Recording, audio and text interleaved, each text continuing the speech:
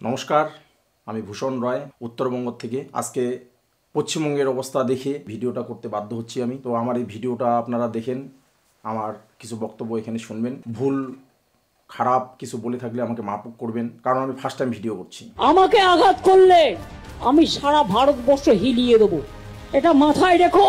একই সঙ্গে একদিকে রাষ্ট্রবিরোধী, রাষ্ট্রবিদ্বেষী, দেশদ্রোহী ভাষণ, অন্যদিকে সংবিধানের শপথ বাক্য পাঠ। একই সঙ্গে দেশকে একদিকে শক্তিশালী মজবুত করার শপথ, আর অন্যদিকে দেশকে হিলিয়ে দেওয়ার হুমকি। আপনারা কোন দিকে সমর্থন করবেন? কাকে সমর্থন করবেন?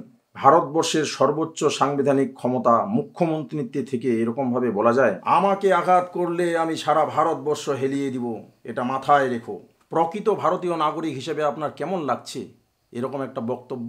দুজনেই কিন্তু সংবিধানের শেখরে বসে আছে, একজন রাজ্যের প্রধান, একজন দেশের প্রধান, এটুকুই শুধু এদের তফাৎ। এখন আপনারাই বিচার করুন, আপনাদের বক্তব্য আমাকে কমেন্ট করে জানান আমি যদি ভুল বলে থাকি। গত 26শে নভেম্বর 2025 ভারতীয় সংবিধান দিবস ছিল, যখন ভারতের রাষ্ট্রপতি, প্রধানমন্ত্রী সহ ভারতের সমস্ত সাংসদদের, এমনকি বিরোধী রাহুল গান্ধীকে পর্যন্ত সংবিধানের শপথ বাক্য পাঠ করাচ্ছিলেন।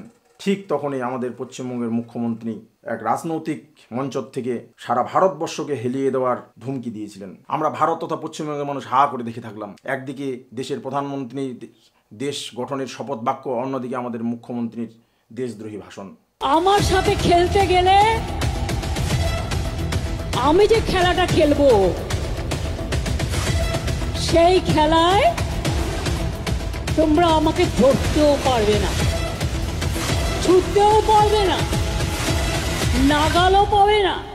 আমার সাথে খেলতে গেলে আমি যে খেলা খেলবো, সেই খেলায় তোমরা আমাকে ধরতেও পারবে না, নাগালেও পাবে না, ছুঁইতেও পারবে না। আমাদের অনেকেরই এই একটাই প্রশ্ন, ভারতের কোন রাজ্যের কোন মুখ্যমন্ত্রী কি এভাবে বলতে পারেন, বা এর আগে কি কেউ এভাবে বলেছিলেন? আমি তো জানি না। আপনারা যদি জেনে থাকেন তাহলে এই ভিডিওতে কমেন্ট করবেন। আপনি জন্মসূত্রে ভারতীয় হয়েও কি কথাটা বলতে পারতেন? আমার জ্ঞানত আমার এই 42 বছর বয়সে আমি প্রথম কোনো মুখ্যমন্ত্রীকে সারা ভারতবর্ষ হেলিয়ে দেওয়ার এই ভিডিও দেখলাম। আর মুখ্যমন্ত্রীর আঘাতের কথা যদি বলি, কিসের আঘাত, কিসের উনার বেদনা, কি আঘাত পেয়েছেন উনি? চাকরি চলে যাওয়ার আঘাত? 2016 সালের প্যানেলে ওনার কি চাকরি চলে গেছিল? নাকি 70 পেয়েও চাকরিতে জয়েন করতে পারলেন না উনি? হাইকোর্টে, সুপ্রিম কোর্টে বারবার হেরে যাওয়ার আঘাত? না ভোটে হারলে জেলে যাওয়ার আঘাত? নাকি এসআইআর এর জন্য বাংলাদেশের অনুপ্রবেশকারীরা বাংলাদেশে ফেরত যাচ্ছে তার আঘাত পাচ্ছেন উনি? আর নাকি আমার মতো যারা এরকম ভিডিও বানায়, ওনার মুখোশটাকে খুলে ধরার চেষ্টা করে তাদেরকে জেলে না পোড়ানোর আঘাত পাচ্ছেন উনি? কোন আঘাতে ভয় পাচ্ছেন উনি? কিসের উনি আঘাত পাচ্ছেন এত?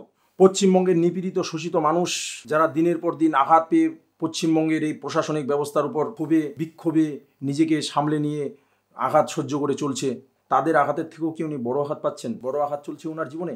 আমার অনেক কথাই তো আপনারা শুনলেন, এবার আপনারাই বিচার করুন। আজকের মতো আমি এখানেই শেষ করলাম। আমার এই স্পিচের জন্য যে ভিডিও আপনারা দেখলেন, কোনো মহান মানুষ যদি কোনো অ্যাকশন না নেন, নেক্সট ভিডিওতে আপনাদের সঙ্গে আমার আবার দেখা হবে। ততদিন সবাই ভালো থাকবেন আর নিজের বুদ্ধিটাকে একটু খাটাবেন প্লিজ। বাই।